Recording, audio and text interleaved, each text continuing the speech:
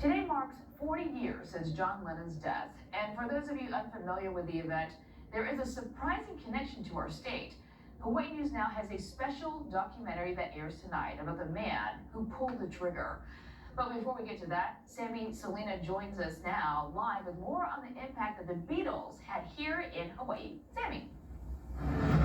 Hi, good morning, Grace. So, of course, they were loved around the world, and Hawaii is no exception. So what better place to tell you a little bit about the impact that the Beatles had here in the state than Rock Island Cafe in Waikiki. So they might not have had such a big physical presence in Hawaii like someone like Elvis Presley, but you can tell by how many Beatles things in the store that they were very popular. So here at Rock Island, they have 45s, they have stamp collections from the Beatles, and of course a lot of different posters and photos. It's actually, when you're browsing the store trying to find something that you want, the Beatles is one of their more popular requests.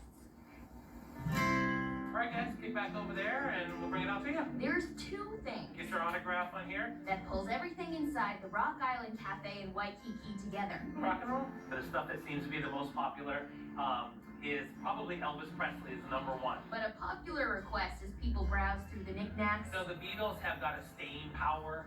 It's the lyrics, the melodies that the guys wrote that touch people. This is pre-Justin Bieber, right? This is where he got it from. And we have a bunch of different Beatles ones, some old records and movie magazines. Even if the Beatles didn't leave a huge footprint in Hawaii, they certainly had plenty of fans. They were here in Hawaii. They just finished filming A Hard Day's Night.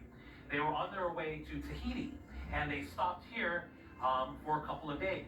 I guess they all stayed down at the Royal Hawaiian Hotel, but the local disc jockeys had gotten word that they were in town, put it on the radio, so everybody found out about it, and they stormed the Royal Hawaiian Hotel. So I believe they cut their trip short and headed over to Tahiti because it was just too crazy here with all the kids and the groupies and the fans that were after them. It's clear from Michael Gelfo's store We got fake IDs for John, Paul, Ringo, and George. that they still have Years plenty since of John fans Lennon on the was island. shot and killed in New York City. Lennon's killer was actually a Hawaii resident. Hawaii News Now has produced a special documentary. Sammy Selena is live this morning with more on this for us. Sammy. Hey, good morning, Grace. Yeah, that's right. We're at Rock Island Cafe this morning, where the heart of this shop and restaurant is rock and roll. And of course, John Lennon, he was such a legend, so well loved by everyone. And it came to a shock when he was shot and killed 40 years ago. Now, Hawaii News Now has a special report on his killer, Mark Chapman, a Hawaii resident, and the lead producer on the project is Jonathan Saki. Hey, good morning, Grace. So we are at Rock Island Cafe, where rock and roll is the heart of it all. And of course, the Beatles were such a big legend in the rock and roll community. But to tell us a little bit about their visit here is the owner of the cafe, Michael Gelfo. Can you tell us what that trip looked like? Because they didn't have a huge physical presence here, but they were here. Gosh, the guys were here for like 15 minutes.